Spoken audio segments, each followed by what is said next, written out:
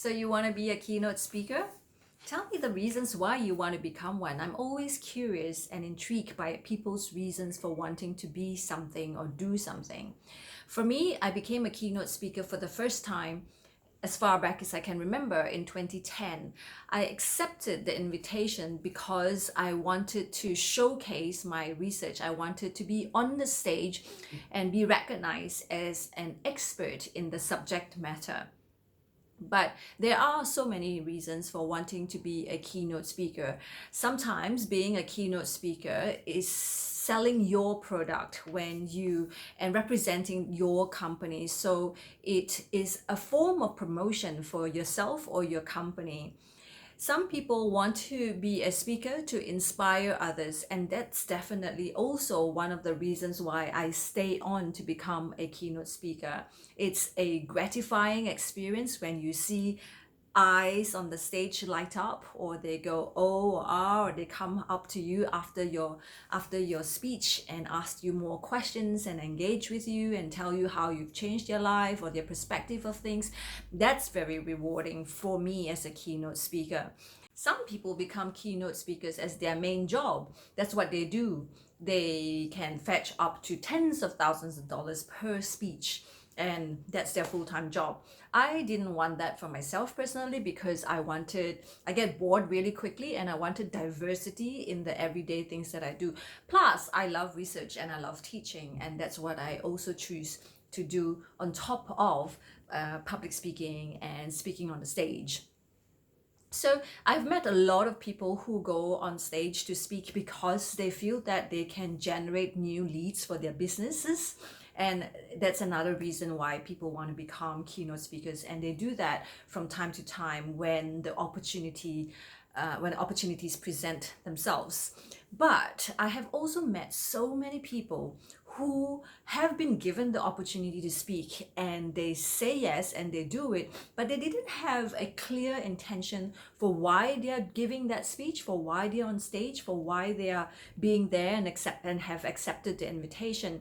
And this can be a turning point in how you shape your speech, in how you understand your audience, and what you want them to do. So knowing why you want to be a keynote speaker, or at least why you're giving that speech, is really important.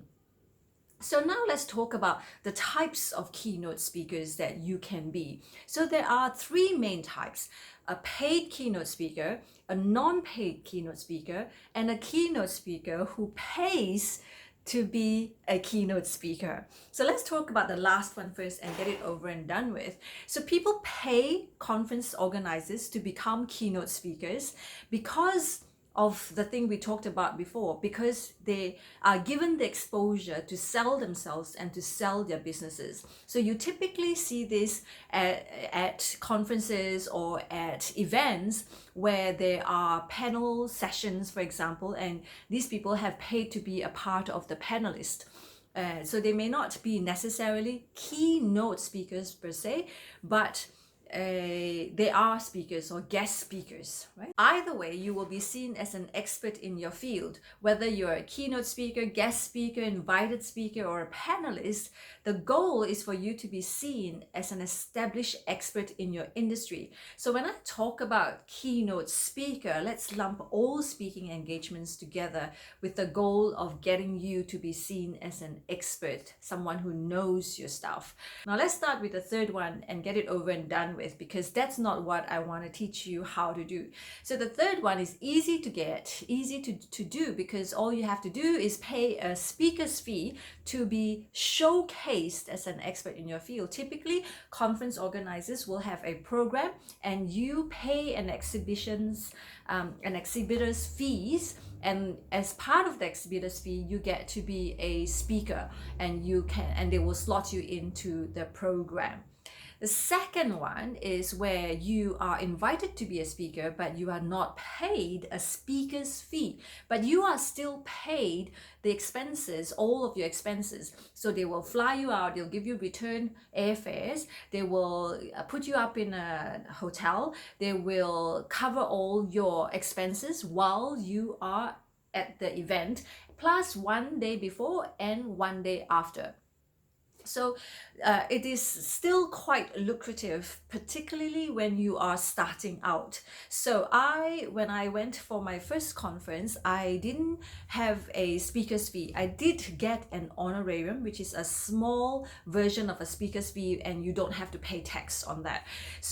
But they flew me out on return class ticket, and they covered all the expenses and took care of me. And of course, I was treated like a VIP during the event and during the dinner. All throughout the 3 days of the event, you sit at the VIP table, and so the quality of your network is higher because you are sitting with the who's who of the industry, and you're seen as one of those people on that same panel. So that's still a good gig to go. So for example, a few years ago when I was still starting out, I tend to accept a lot of these invitations because my love is to travel, and as long as it's a new location that I haven't been to or somewhere that I want to go, then I will accept that invitation if it's not too onerous for me.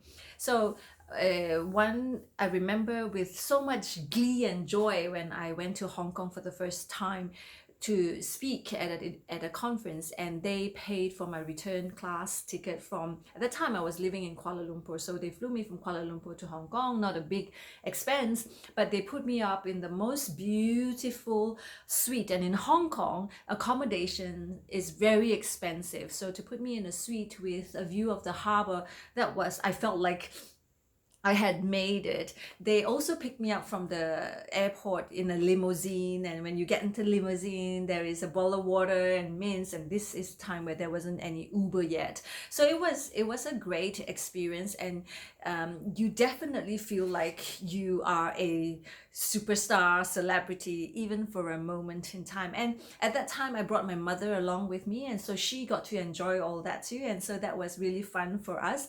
And I think for my mom, who is an Asian, it was a very proud moment for her to see that her daughter was being celebrated like that. So it was great for my mom to enjoy that moment with me. So that is a non-paid positions, and a lot of conferences need people to speak. And if you're a great speaker, so that's what I haven't talked about. By talking about how to become a keynote speaker, I'm presuming that you have already gone through some speaking skills. So you have to perfect your public speaking skills, how to speak on stage, how to have that confidence to deliver your message. And a second presumption is, I presume that you have something to say, that you have a established reputation in your field of some sort, and I will talk about that in a while. So later on I will tell you specific strategies on how to become a keynote speaker and how to establish yourself as an expert in your field so that you get an invitation. So let's talk about the third one, which is the ideal situation for becoming a keynote speaker. And that is to get all of those things I talked about, your return flights, your accommodation, your expenses, plus a speaker's fee. And at the moment, I generate a four-figure income per speech that I give. And a speech can be typically 20 minutes long, as short as 20 minutes, or it can be as long as an hour or an hour and a half that you will be required to be on stage. So I have, for example, given a 60-minute talk with half an hour for question and answer. I've given a 20-minute talk with no time for question and answers. So you can typically expect between $1,000 and $5,000 per speech. And I know of people who are generating $10,000 per speech. I'm not quite there yet, but I'm striving to get there. As you become a better speaker and become more established in your field, you can demand more things. So initially when I first started, I didn't demand. I just wanted the experience of speaking, and it was really bad. For example, I have been to events where I was a keynote speaker, and the hotel, the accommodation was not up to standard, or they didn't pick me up from the airport, and I'm left scrambling and in some countries it's not that easy to travel from one place to another.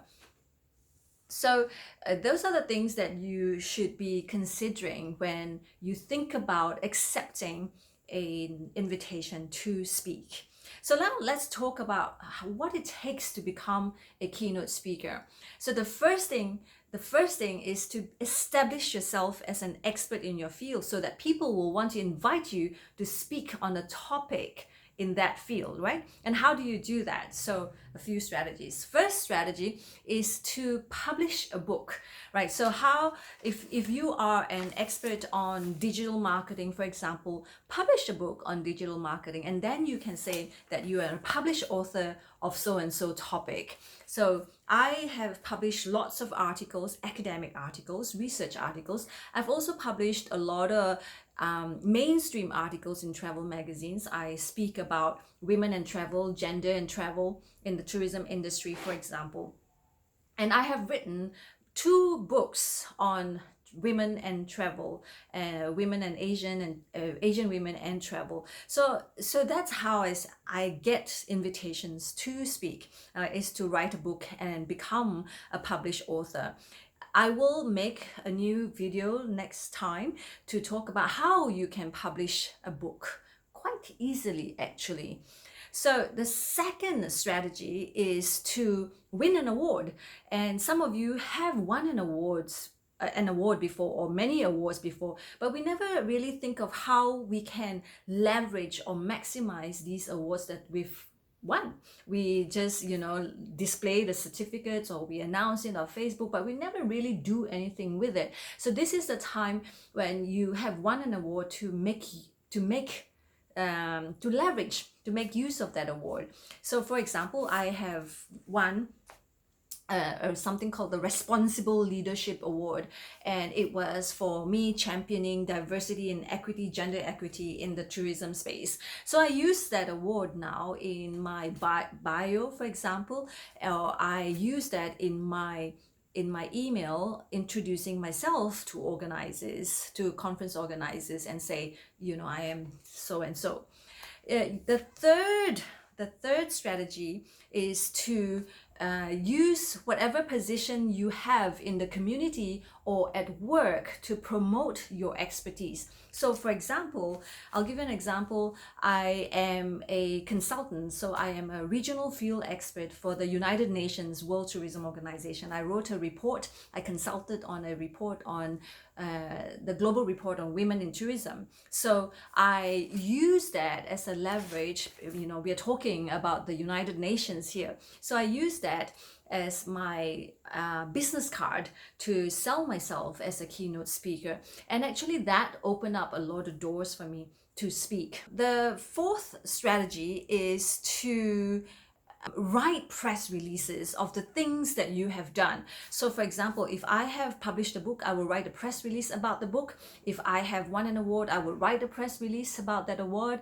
If I have completed a piece of research, I would send a press release on that piece of research, the results, the findings of it to the media.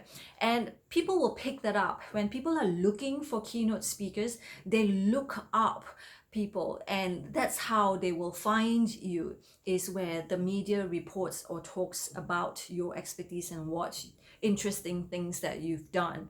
So I have met so many people at conferences who have been invited to be speakers, and they say things like, I don't know how they found me, and they say it's from an article in the news, but they haven't written that piece of article. It just so happened. But you can be more strategic about it and make it happen. So that's that. But there's also a repository of speakers that you can submit your biographies to, you can submit your CV to. So there are so many different types of databases that people keep, and you can have your profile featured in those databases, and that's where people who are looking for keynote speakers will go to look for speakers.